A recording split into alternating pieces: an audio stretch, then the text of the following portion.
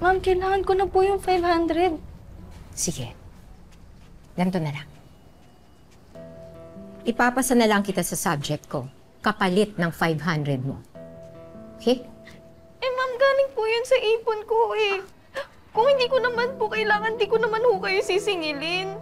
O anong gusto mo ngayon? Sige. Ibabagsak na lang kita.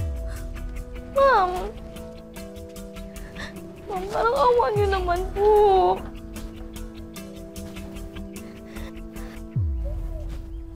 Pagdating sa usapin ng utang, mahirap talaga pag nasa punto na ng singilan.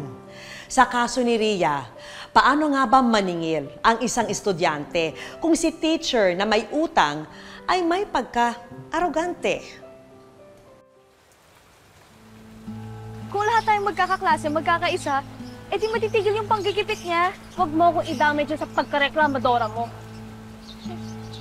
Tama si Ria, Hazel. Nabalitaan din namin, inutangan kayo ng mga Fortuna. Kami din eh. Alam nyo, di ko nakasalanan yun kung barya-barya lang pinagdadamot nyo pa. Hazel, hindi naman kasi tama. Lahat tayo may pangangailangan. Anong tama?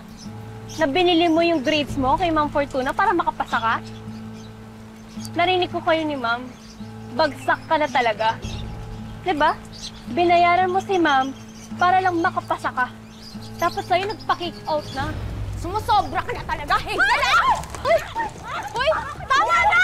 Kaibigan! Tama na! Tama na! Tama na! Bakit nakikipag-away ka? Pagsabihan mo yung anak mo! Wala naman ako sinasabing mali. Totoo naman, binayaran niya si Ma'am Fortuna para lang makapasa sa subject namin. Ano?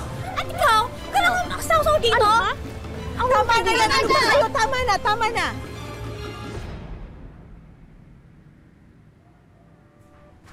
Nay, binaksak po kaming lahat ng teacher po namin kasi sinadya niya pong hirapan yung mga questions sa exam. Sinadya niya pong hirapan yung mga tanong. Tapos po, pinagbayad niya po kami ng tig-100 pambayad daw po sa mga Christmas decoration. Ano yung sinasabi nung kaklase mo kanina, ha? Na nagbayad ka para pumasa ka? Ano yun? Na yung ipon ko po na yun para po sana makatulong sa pagbili po ng gamot ni tatay. Kaso po nung sinisingil ko na po siya, hindi po siya nagbabayad.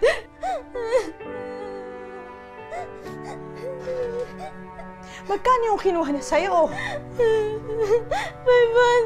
po.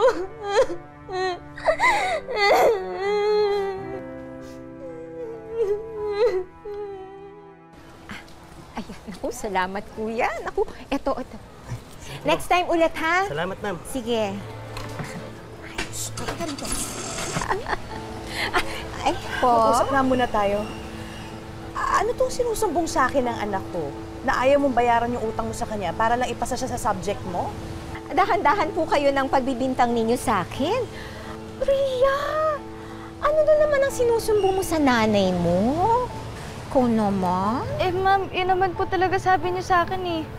Hindi niyo na po ako babayaran, ipapasa niyo na lang po ako sa subject niyo. Ay, hindi ako nagpapabayad kapalit ng grade. Ay, hindi Ay, paninirang puri yan, ha? Pwede ko kayong ireklamo. Kung may utang ako sa anak mo, sige, babayaran ko. Pero, pasensyahan tayo.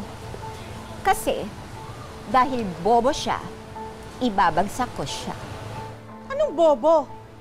Ang sabihin nyo, talagang hinirapan nyo yung exam nyo. Para na sa ganun, bumagsak tong mga batang to. Tapos anong gagawin nyo pagkatapos? Ha? Kukuhanan nyo sila ng pera, uutangan nyo para ipasa nyo sila. Sige, ganito na lang ha, teacher ha? Pag itong anak ko, binagsak nyo, asahan mo, magkakapahiyaan tayo dito. Chill lang po kayo, ma'am.